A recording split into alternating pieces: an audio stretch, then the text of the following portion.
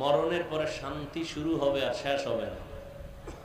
আর যারা আল্লাহ বিরোধী তাদের জন্য দুনিয়া শান্তির জায়গা। যত শান্তি দুনিয়ায়, মরার পরে শাস্তি শুরু শেষ নেই।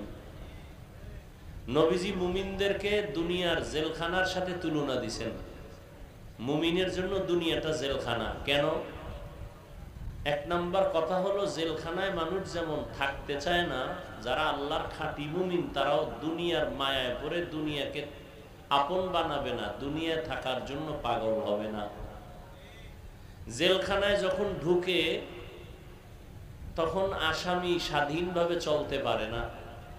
আল্লাহর যারা প্রিয় খাঁটি মুমিন তারাও দুনিয়াতে মন চাইলেই চলতে পারবে না, যেদিক সেদিক যেতে পারবে না, সীমাবদ্ধতা থাকবে। জেলখানার আসামি মন চাইলে ক্ষুধা লাগলেই খানা পায় না, দুনিয়ার মুমিন চাইলেই খানা খেতে পারবে না এবং যা চাইবে তাই পাবে না।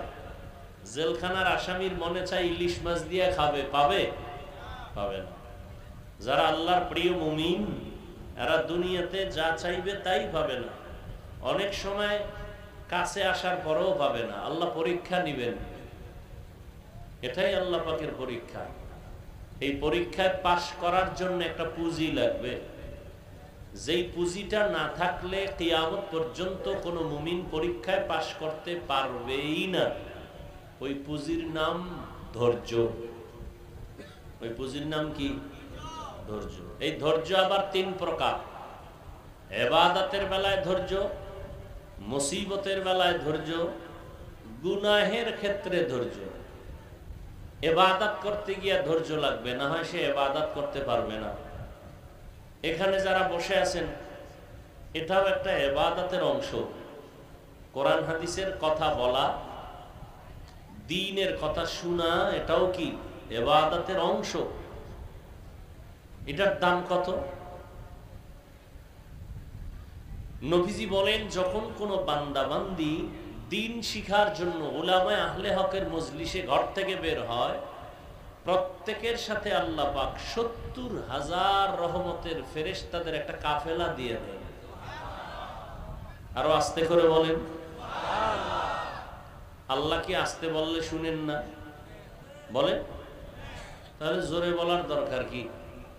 এই যুক্তি দিয়া ফজরের ২ রাকাত ফরজ নামাজের কেরাত আস্তে বললে হবে কেন? আল্লাহ আস্তে বললেও তো শুনেন। যুক্তি দিয়া বেঈমান হওয়া যায়, আল্লাহ পাওয়া যায় না। যুক্তি দিয়া কি হওয়া যায়? নাস্তিক হওয়া যায়, আল্লাহ পাওয়া যায় না। আল্লাহ কেমনে পাওয়া যায়? বুঝে আসুক আর না আসুক, মেনে নিলে পাওয়া যায়। সব কথা বুঝে আসবে এই রকম মেধা জমিনে কারো নেই। এই জন্য কোরআন কয়টা বলেন? হাদিস কয়টা? একটা। আখিরি নবী কয়জন? এক। কোরআনের তাফসির ১০০০ রকম কেন? সবার মেধা এক না। এক একজনে এক এক ফর্মুলায় তাফসির করেছেন, এক এক মেধার উপরে গবেষণা করেছেন, দর্শনের উপরে গবেষণা করে দর্শনের লাইনে তাফসির করেছেন। এক একজনে এক এক লাইনে তাফসির করেছেন। গ্রামারের উপরে অভিজ্ঞতা অর্জন করে গ্রামারের সিস্টেমে তাফসির করেছেন। এক আয়াত এক একজনের তাফসির আলাদা আলাদা।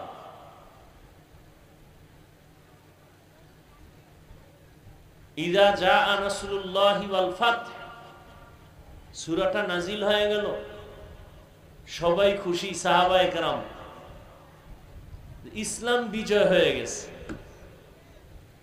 আবু বকর সিদ্দিক রাদিয়াল্লাহু তাআলা আনহু কাঁদতেছেন। খুশির খবর, আপনি কাঁদেন কেন? খুশির মধ্যে কান্না। বলে কেন? রাসূলের বিদায়ের আওয়াজ এসে গেছে।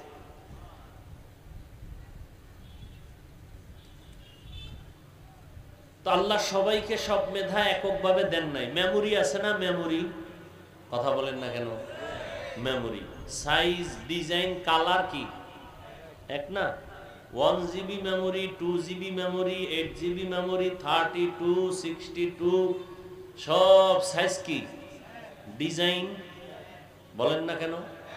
সত্য কথা মানেন আর না মানেন, স্বীকার করেন সব ডিজাইন কালার ভেতরের কারবার এক, কথা বলেন না কেন? এখন একই মাপের মেমোরি 4GB ওয়ালা আর একজনের কাছে আছে একই সাইজের কালারের ডিজাইনের মেমোরি 8GB। 8GB ওয়ালাকে বলতেছে 4GB ওয়ালা তোমার ভেতরে যা আছে সব আমারটাই ঢুকায় দাও। বলে সম্ভব? বলেন, মানে জোর করে ঢুকাও। জোর করে ঢুকাইতে গিয়া হ্যাং হয়ে গেছে, পিসি হ্যাং, মনিটর হ্যাং, গোষ্ঠী শুদ্ধ হ্যাং। কথা ঠিক নেই? এখানে যত মানুষ বসা আছেন মাথার সাইজ কিন্তু এক, কথা বলেন না কেন? কান যেখানে দরকার এখানেই সবারটা সিস্টেম, ডিজাইন, বলেন না কেন? কালার, ভেতরের কারবার এক নেই।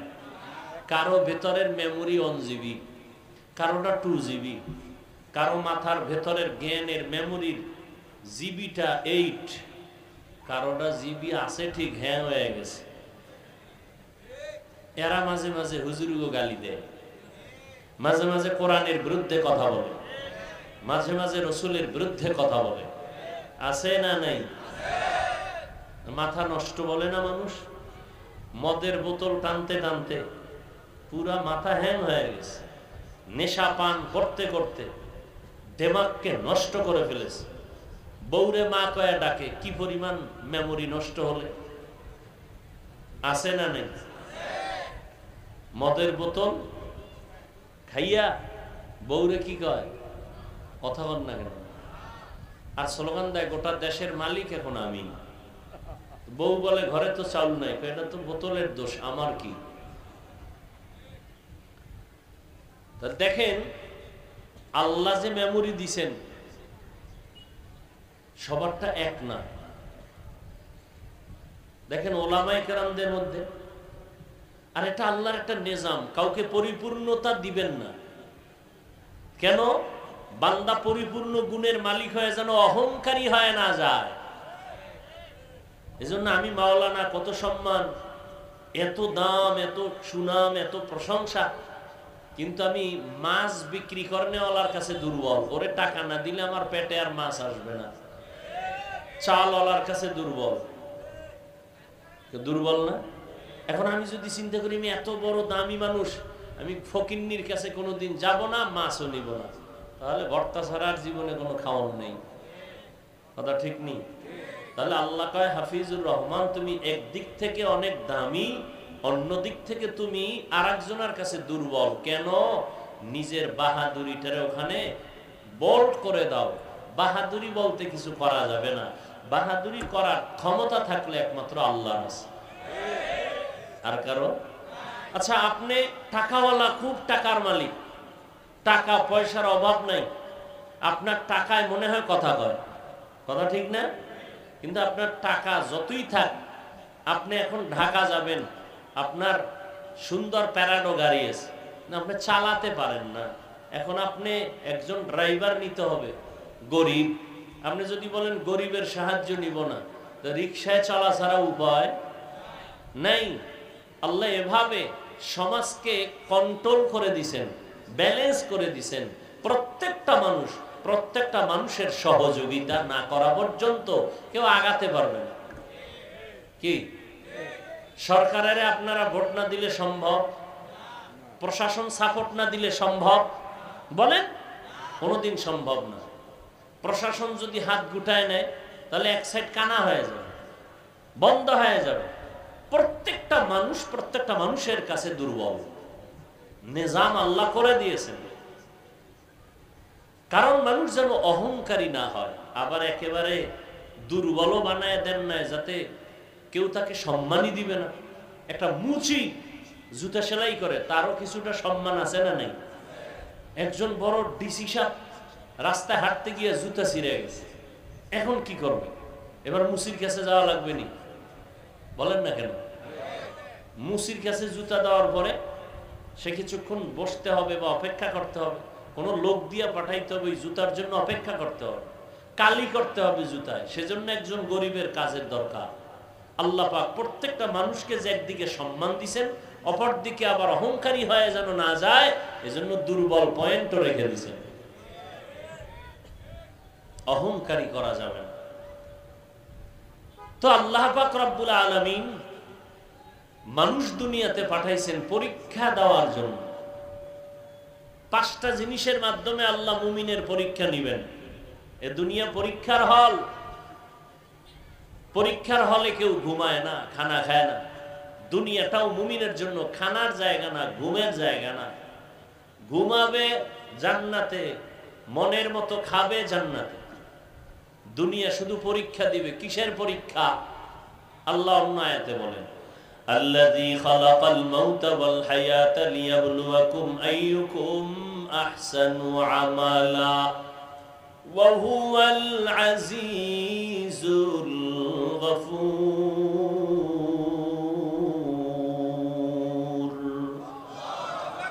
আল্লাহ বলেন, আমি হায়াত মউতের মাঝে তোমাকে পাঠাইলাম আমলের পরীক্ষা নিব। আমি দেখব কারা ভালো আমল করে। তাহলে আল্লাহ পাঠাইছেন আমলের পরীক্ষার জন্য। কি পরীক্ষা বলেন? কিন্তু একদল আল্লাহর বান্দা জমিনে এখন আছে নতুন করে, এরা আমলের বিরুদ্ধে বয়ান করে, বড় বেশি আমল লাগে না। অথচ আল্লাহ বলেন, আমি আমলের পরীক্ষার জন্য পাঠাইলাম। আমি পাঠাবার কারণ আমলের পরীক্ষা নিব। তবে আমলটা বেশি না, আহসানু আমালা, আমি দেখব কারা ভালো আমল করে। আকসারু আমালা বলেন নাই, বেশি আমল কারা করে আল্লাহ দেখবেন না। আল্লাহ দেখবেন কারা ভালো আমল করে। কিন্তু কোন দিনের আমলটা ভালো এটা আপনারও জানা নাই, আমারও জানা নাই। এজন্য আমল চালু রাখো। একদিন করতে করতে করতে করতে করতে করতে হঠাৎ করে বান্দার আমল যদি একদিন ভালো বলে আল্লাহর কাছে কবুল হয়, একটা সেজদাই জান্নাত ওয়াজিব হয়ে যাবে।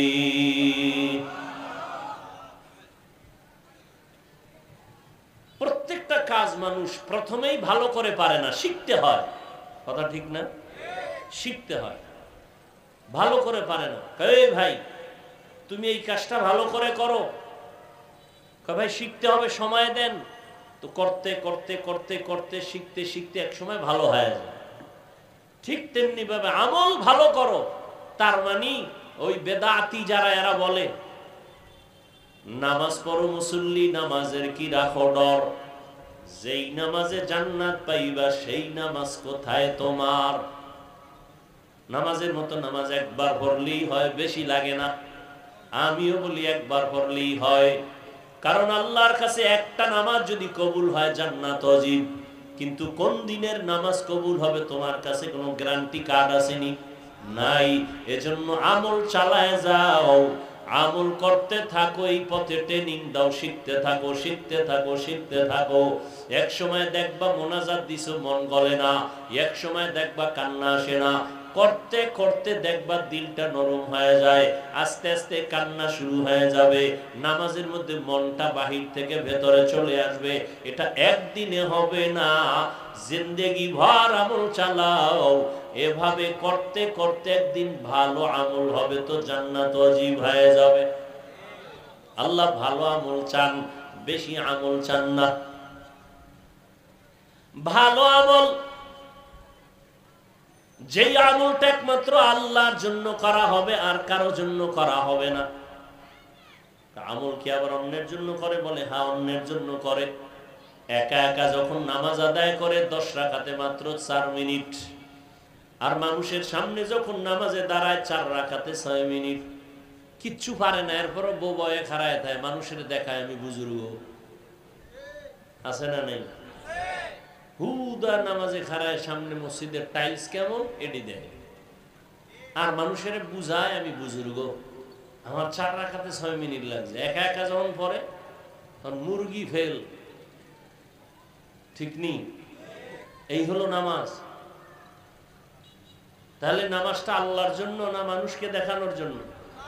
আল্লাহর জন্য যে আমলটা হয় এর নাম ইখলাস। মানুষকে দেখানোর জন্য যেটা হয় এর নাম রিয়া। রিয়া কবিরা গুনাহ।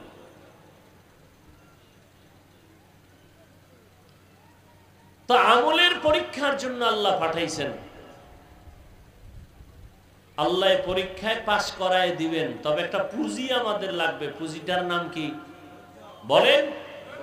ধৈর্য। বড় দামি একটা পুঁজি। এখানে যারা বসছেন, এটা একটা ইবাদতের অংশ। নবীজি বলেন এখানে বসার সাথে সাথে সবার গুনাহ মাফ।